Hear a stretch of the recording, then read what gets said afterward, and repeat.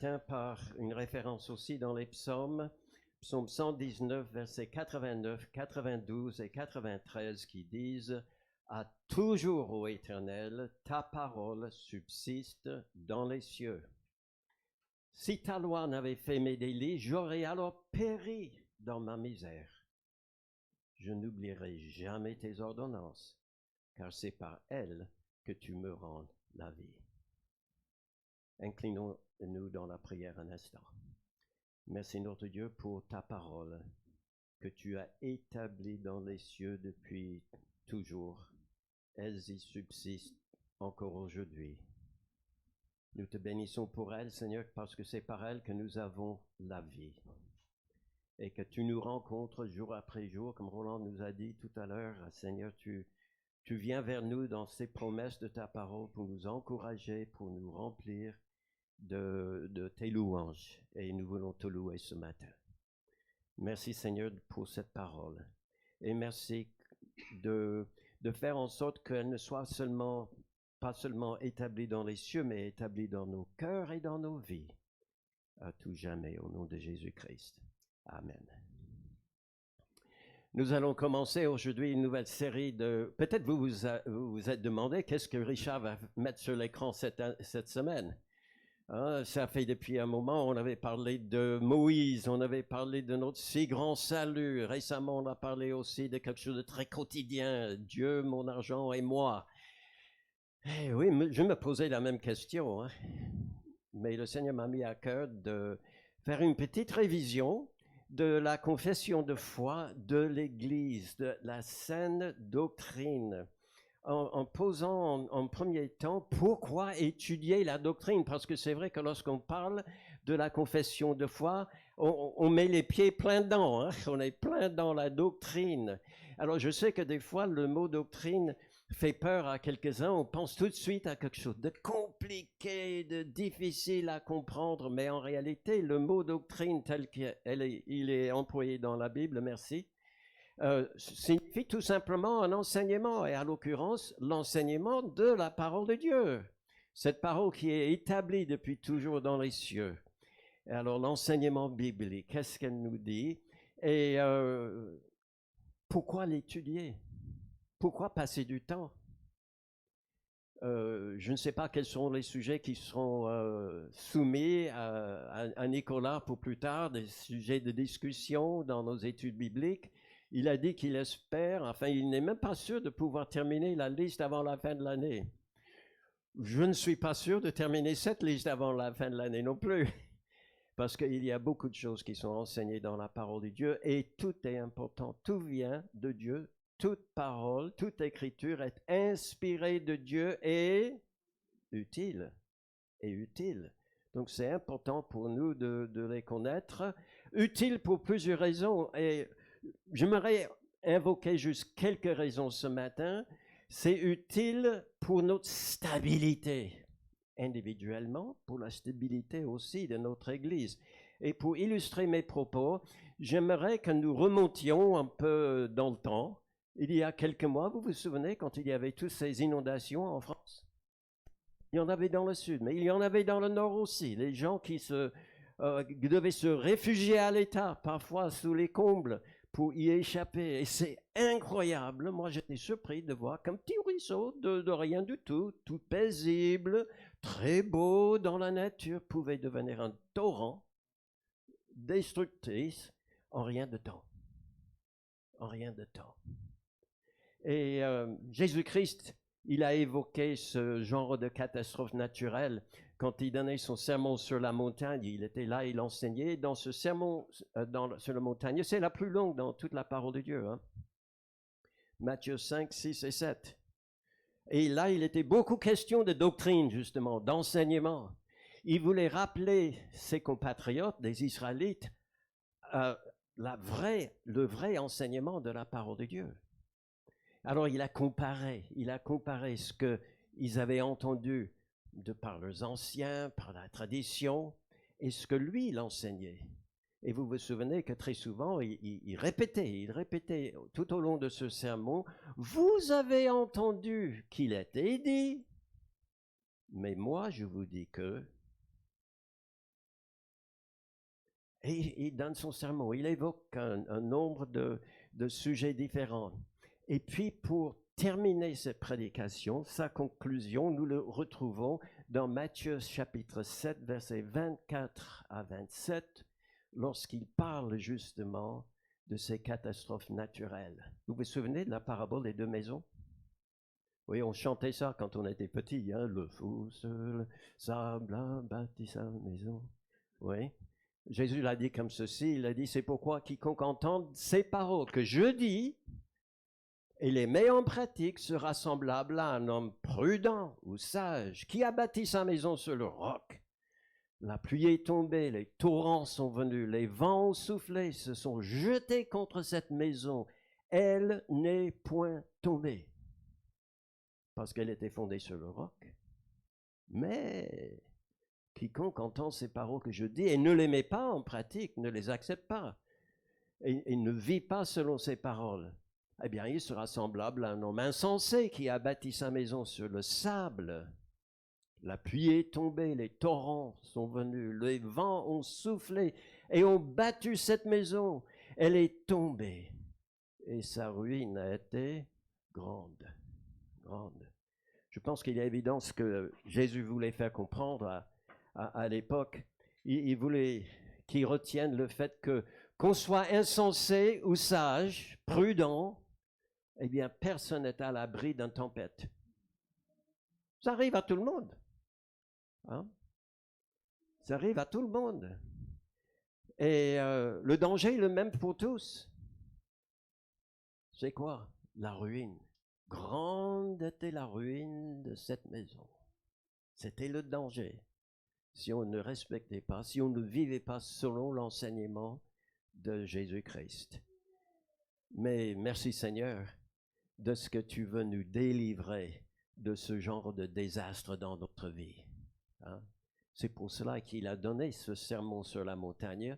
Et comment faire pour nous délivrer? Eh bien, il nous fait entendre son enseignement, sa doctrine. Il nous le fait connaître. Et puis aussi, il nous encourage à la mettre en pratique aussi, la saine doctrine. Alors, le danger n'était pas seulement au 1er siècle, hein?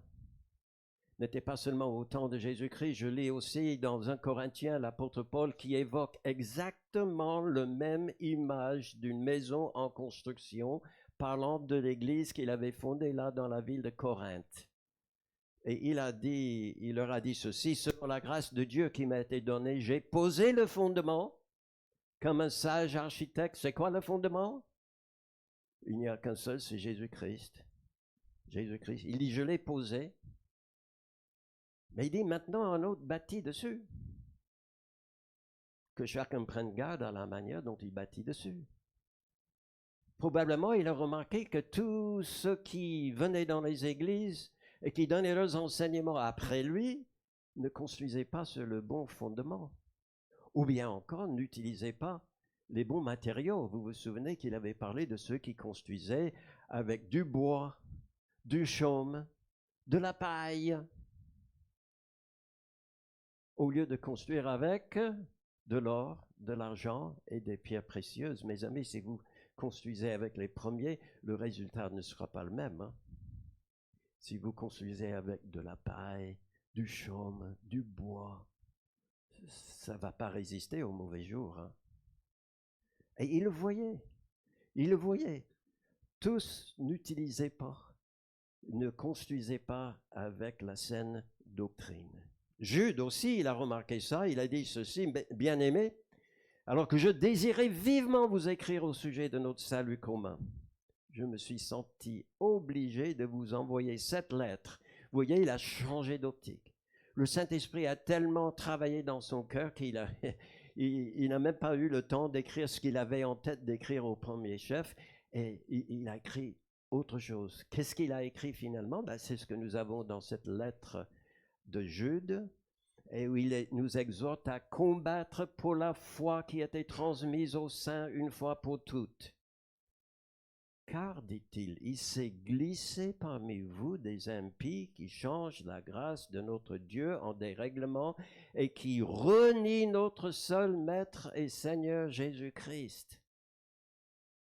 Loin de nous l'idée, et probablement pour ces chrétiens à l'époque aussi, loin d'eux l'idée de renier leur Seigneur et Sauveur Jésus-Christ, de transformer sa grâce en dérèglement. Tout le monde fait ce qu'on veut. Mais il s'était glissé parmi eux, comme ça arrive encore aujourd'hui. Hein? Ça arrive encore aujourd'hui. Oh, peut-être pas dans l'Église, hein, dans ces locaux ici. Mais vous savez, l'Église a étendu un petit peu, surtout depuis le temps du Covid, a un peu étendu ses murs. Et maintenant, on s'ouvre à tout ce qui est écrit, à tout ce qui est proposé sur l'Internet, etc. Et tout n'est pas bon à manger hein, dans ces plats-là. Parce qu'on entend de tout et le contraire. Oui. Il dit attention, il faut être prêt à combattre pour la foi qui a été transmise aux saints une fois pour toutes. C'était pas seulement à Corinthe, autour de Jude, mais aussi dans la Turquie d'aujourd'hui. Hein. Il y a une province romaine là-bas qui s'appelle la Galatie. D'ailleurs, c'était, pour nous qui sommes français, c'est des Gaulois. C'est vrai, hein? Il y avait des Gaulois qui, à l'époque, étaient établis en Turquie. Et il y avait une lettre qui était envoyée à nos ancêtres, en quelque sorte. Et on appelle ça la lettre aux Galates, aux Gaulois. Et là, on a l'impression que c'était allé encore plus loin. On n'est plus au stade où on commence à voir entrer, s'infiltrer dans l'Église des mauvais enseignements, mais maintenant, regardez, que vous vous détourniez si promptement de celui qui vous a appelé à la grâce de Christ, pour passer à un autre évangile. Non pas qu'il y en ait un autre évangile, mais il y a des gens qui vous troublent et qui veulent altérer l'évangile de Christ. Ce mot altérer est souvent traduit par pervertir ailleurs dans le Nouveau Testament. Il veut tordre les Écritures, il veut pervertir, altérer, modifier ce que Dieu dit et ce que Dieu a établi dans les cieux depuis toujours. Alors, se détourner de Dieu, je ne pense pas que ces chrétiens en Galatie, ils avaient ça en tête, hein? Pas du tout. Et suivre un évangile altéré, non, loin de nous. Mais encore, le vent, je le sens souffler là, la pluie tomber, la tempête s'élever contre cette église et a risqué de tomber.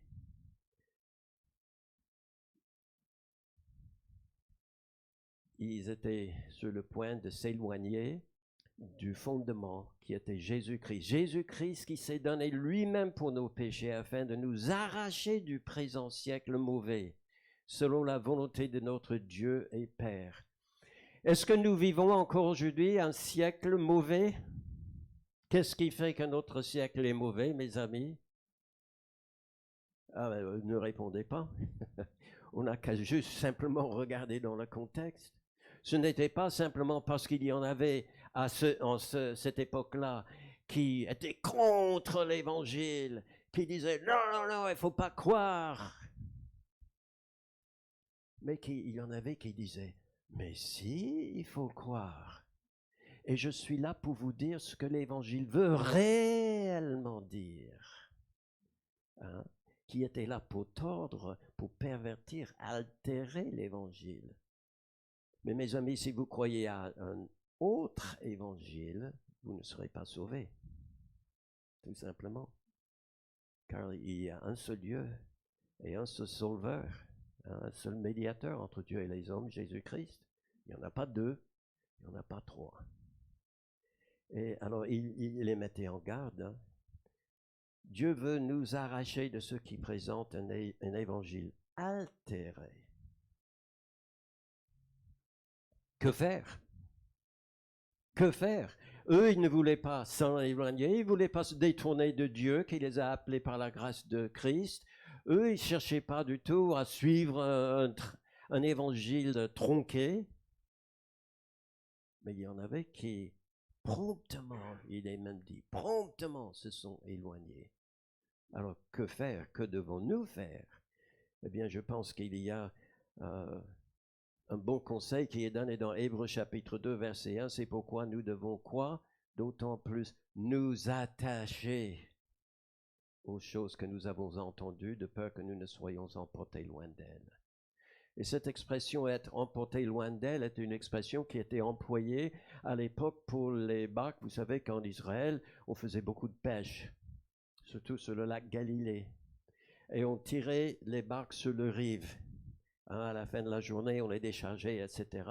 Mais il arrivait que pendant la nuit, le vent soufflait et tout ça, et les vagues frappaient contre ces embarcations, et certaines, progressivement, s'éloignaient.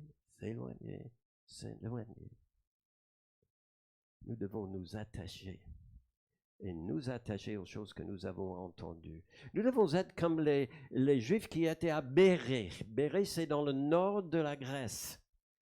Et Paul, il est passé par là après être allé à Thessalonique. Alors à Thessalonique, il y avait des chrétiens qui se sont engagés pleinement pour Christ. Et puis il y avait des Juifs dans la ville qui les persécutaient.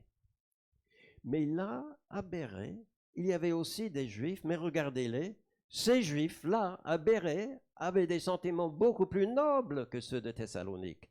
Ils reçurent la parole avec beaucoup d'empressement et ils examinaient chaque jour les Écritures pour voir si ce qu'on leur disait était exact. Oui, examiner. Oui, c'est du travail. Oui, la doctrine, il faut réfléchir, il faut réviser souvent la parole de Dieu. Mais c'est à ce prix-là que nous ancrons notre maison sur le roc. Et donc, si nous voulons avoir la stabilité, la fermeté face au vent de doctrine qui passe autour de nous, nous devons réviser. J'avoue que ça faisait longtemps que je n'avais pas relu la confession de foi de l'église de Maron-sur-Seine. Je l'ai ressenti et ça m'a fait du bien. Alors, mais il y a une autre raison pour laquelle il est important de réviser la doctrine de la parole de Dieu. C'est parce que c'est important, non pas seulement pour notre fermeté, pour notre stabilité, mais aussi pour notre adoration. Et là, j'avais du mal à comprendre ça au début. Pourquoi? Parce que peut-être moi, comme d'autres personnes, je dissociais trop l'adoration d'un côté et l'étude de la parole de Dieu de l'autre. La doctrine de l'autre côté. Oui, l'étude de la parole de Dieu, ça m'engage la tête, ça m'exige un grand effort de réflexion. Des fois, c'est un peu compliqué. Vous n'êtes pas comme moi, il n'y a pas des passages dans la Bible qui sont un peu difficiles à comprendre pour vous. Ne vous en faites pas, pour Pierre, c'était pareil. Il disait par rapport à ce que Paul écrivait, il a dit des choses qu'il écrit, lui, Paul, sont parfois difficiles à suivre. Mais il faut faire un effort. Il faut faire ce travail-là. Mais ça, c'est l'étude. Mais alors, l'adoration. Alors, ça n'engage peut-être dans notre esprit trop la tête. C'est notre cœur. Des fois, ça engage aussi nos mains. Des fois, ça engage aussi notre pied.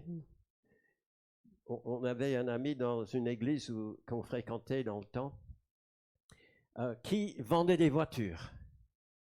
Et entre les autres concessions en France de cette même marque de voiture, il y avait souvent organisé une espèce de concours pour voir qui allait vendre le plus de voitures dans l'année. Et lui, ce membre de notre église, il était très fort comme commercial. Il arrivait à en vendre. Et alors une fois, il a reçu le prix. Et le prix était un voyage aux États-Unis. Alors il y est allé avec son épouse et d'autres personnes de la marque. Ils sont allés et puis c'était tout organisé. Ils se trouvaient à New York. Et là, un dimanche, que faire un dimanche? On les a amenés eux, ils ne connaissaient rien, hein, mais on les a amenés dans une église à Harlem, église noire. Alors je vous dis, là ça chante, hein. Là ça chante. Et puis il y a le choral qui était au fond de la pièce, qui entrait un peu en dansant comme ça et en tapant dans les mains et tout. Et puis lui, hein, notre ami concessionnaire, lui et ses amis français qui étaient sur le premier rang, ils se regardaient, mais qu'est-ce qu'ils font là? Mais il a dit, c'était curieux. Plus ça avançait, il voyait tout d'un coup les mains qui commençaient à faire comme ça. Et puis les pieds qui tapent. Et à la fin, tout le monde se mettait quasiment debout. Hein, ils étaient pris dans l'élan. Et c'est souvent un peu ça l'idée de culte. Ouais, ça nous engage notre cœur, hein, et nos sentiments. Alors que l'autre, c'est la tête, c'est la réflexion. Et c'est deux mondes vraiment séparés. Ah bon? Alors, d'après vous, lequel Dieu préfère? Le dimanche, on est là un dimanche matin. Hein? Lequel est-ce que Dieu cherche aujourd'hui? Ceux qui réfléchissent ou ceux qui veulent jouer le cœur? Je ne vais pas vous faire lever la main. Hein? Parce que la réponse, il veut les deux. Il veut les deux, mes amis. Il veut que nous nous engagions entièrement, corps, âme, esprit, pour louer le Seigneur. Et vous vous souvenez sans doute de cette expérience qu'avait Jésus-Christ quand il a rencontré la femme samaritaine au puits de Jacob, je crois, près de la ville de Sychar. Il y a une longue discussion. Mais à un moment donné, elle lui pose une question par rapport à l'adoration. Elle dit, dites-moi, nous les Samaritains, nous croyons qu'il faut louer Dieu sur notre montagne, Garizim, qui est en Samarie. Vous, les Juifs, vous pensez qu'il faut louer Dieu à Jérusalem. Qui a raison? Qui a raison? Finalement, les deux avaient une mauvaise théologie. Hein? Parce que Jésus-Christ a répondu comme ceci, mais l'heure vient, et elle est déjà venue, où les vrais adorateurs adoreront le Père en esprit et en vérité, car ce sont là les adorateurs que le Père demande. Il n'a rien dit, pas un mot sur le lieu. On peut même adorer le Seigneur à Marolles-sur-Seine. Et nous le faisons, et c'est notre joie. Mais mes amis, nous avons les frères et sœurs. Récemment, j'ai enseigné un cours à l'Institut biblique et j'avais un étudiant qui se connectait et qui suivait le cours du Togo. Vous savez, nous avons des frères et des sœurs au Togo et dans plein d'autres coins du monde. Et ce n'est pas une question d'où ont lieu le Seigneur, mais comment. Et ce que Dieu veut, c'est ceux qui l'adorent en esprit et en vérité. Alors l'esprit, ça c'est à vous. Hein? Nous avons chacun un esprit. Ça c'est le côté, on va dire, subjectif de l'adoration. Ça c'est l'engagement de notre tête, l'engagement de notre cœur, l'engagement de notre être. Mais ça va être un peu différent les uns pour les autres. Hein? Là, quand j'ai grandi, dans l'église que j'ai fréquentée, on ne se tapait pas trop dans les mains. Hein? Puis après, j'ai pu travailler pendant plusieurs années dans une église aux États-Unis où, avant de m'engager dans cette église, le pasteur m'a dit, tu sais Richard, si tu viens dans notre église, les gens ne vont jamais te taper dans le dos. Hein. Chez nous, on est réservé. Chez nous, hein? Mais si tu fais une faute, quelqu'un va te taper dans le dos. Si tout va bien, personne ne va te lancer des fleurs, mais on est réservé chez nous. Vous savez ce que j'ai découvert? Le pasteur, il avait raison. Ils étaient super réservés. Et puis là, aujourd'hui, je me trouve dans une église où on se réjouit hein, de taper dans les mains, etc. Mais ça, c'est selon. Hein. Des gens, ils ont un tempérament très, hein, très extroverti, et d'autres sont plus réservés.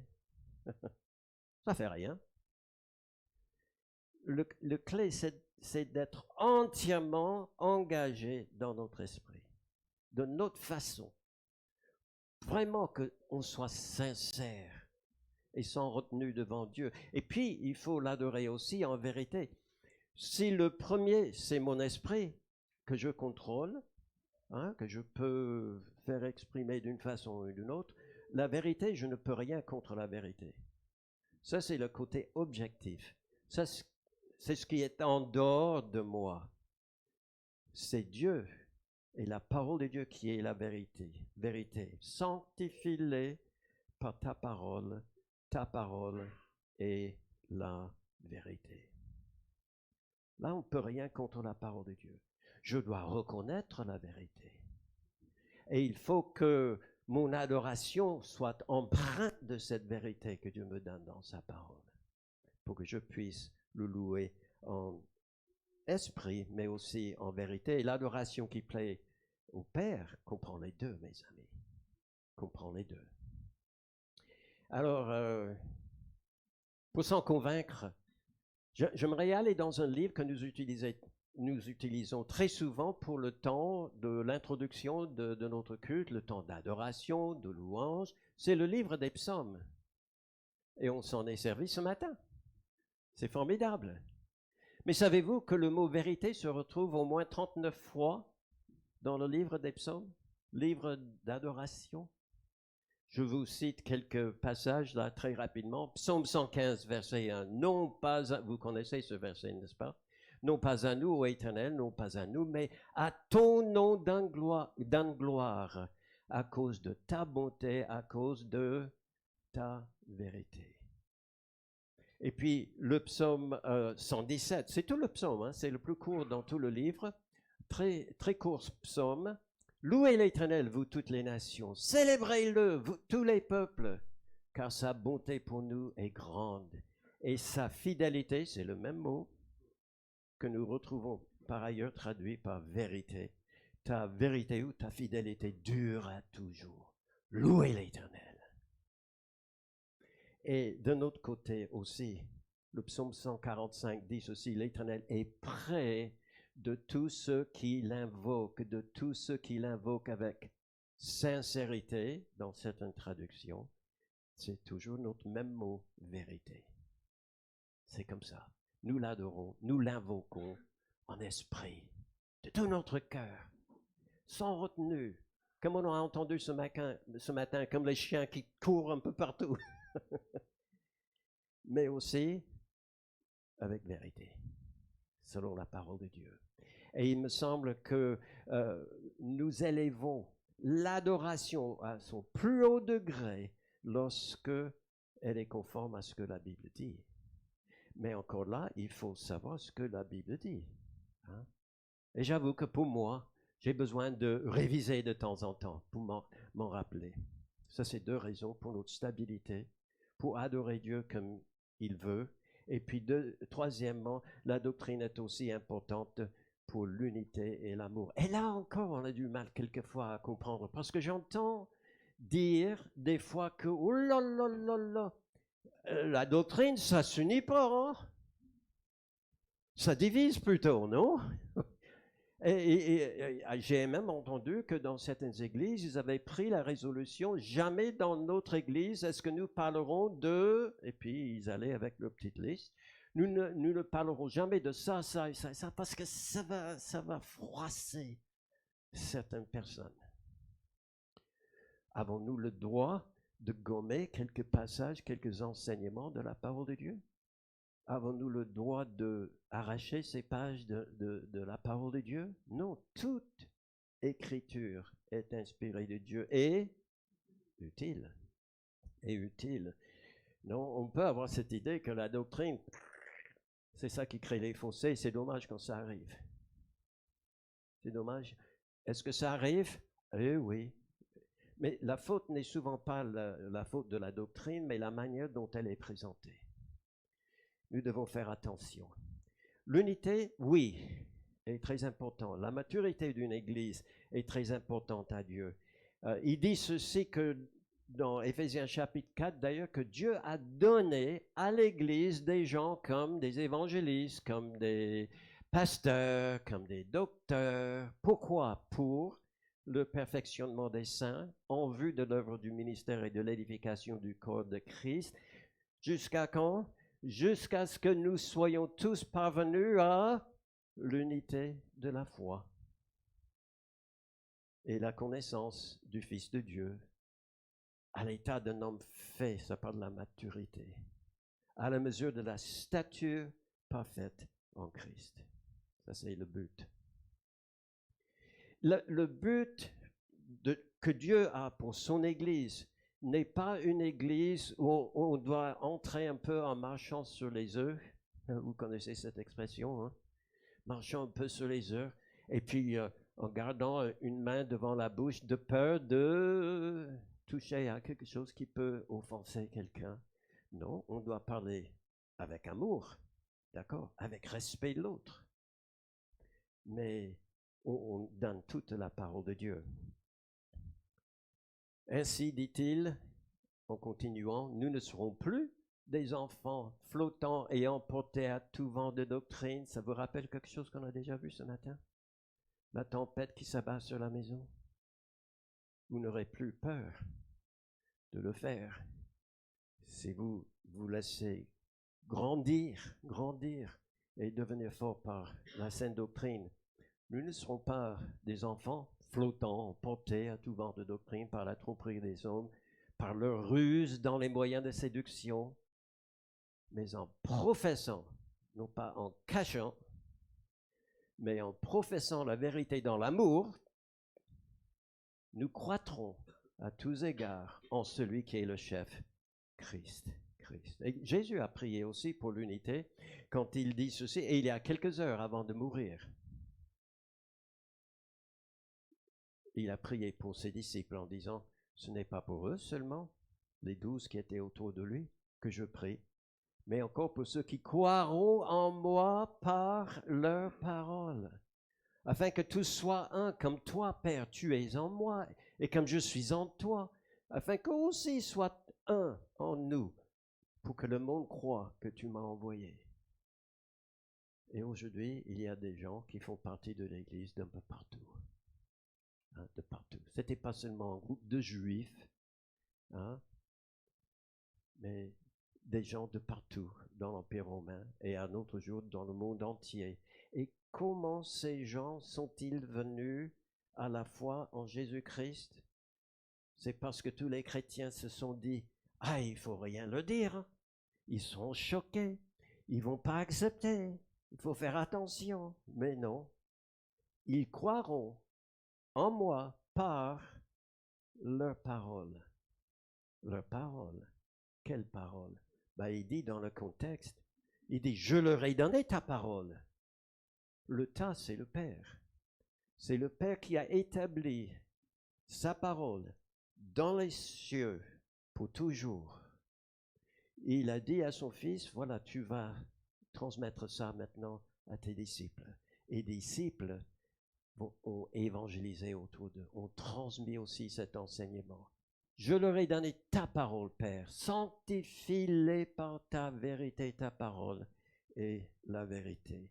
Oui, mes amis, nous sommes un. Oui. Nous sommes un en Dieu. Combien y a-t-il de Dieu? Un. Si nous croyons en le même Dieu, nous sommes un. Nous sommes un. Nous sommes un aussi dans l'œuvre de Christ. Qu'est-ce qu'il a fait pour que nous soyons en lui? Il est mort pour nous. Et puis, en signe d'avoir accepté le sacrifice de son Fils pour le salut des pécheurs, le Père l'a ressuscité des morts le 3e jour. Vous vous souvenez, on a dit ça la dernière fois que j'étais là. Christ est mort pour nos péchés selon les Écritures. Vous vous souvenez, on a fait des gestes. Il était enseveli et ressuscité le troisième jour selon les Écritures. Il n'a rien fait d'autre. C'est tout ce qu'il a fait. Il n'y a pas d'autre sauveur, il n'y a pas d'autre moyen de salut qu'en Jésus-Christ. Et nous sommes un en lui, mais nous sommes un aussi en la parole, qui est la parole du Père, léguée au Fils, transmise à chacun d'entre nous, afin que nous puissions aussi l'annoncer aux autres dans la joie, dans le respect et l'amour, sans forcer personne. Parce que, de toute façon, nous ne pouvons obliger personne à croire en Jésus-Christ, n'est-ce pas? Il faut que le Père attire à Christ. Et Jésus-Christ a dit, ce que le Père me donne, je ne les mettrai jamais dehors. Est-ce que vous êtes venus à Christ? Est-ce que vous comprenez que Christ, il a pris sur lui tous vos péchés, toutes les fautes que vous avez commises, toutes ces choses? Peut-être certaines semblent pas très importantes, mais vous ont séparé de Dieu. Il a tout pris sur lui. Et il a pris aussi une autre chose. Il a pris notre châtiment. Car le salaire du péché, c'est la mort. Et il a pris ça aussi. Pour que moi, pour que vous n'ayez jamais à craindre devoir vous présenter devant Dieu en tremblant, en vous disant, j'espère, je ne sais pas, mais j'espère qu'il va m'accepter. Non, mais pour que vous puissiez dire avec l'apôtre, je sais en qui j'ai cru. J'ai la conviction qu'il a le pouvoir de garder mon dépôt jusqu'à ce jour-là. Oui.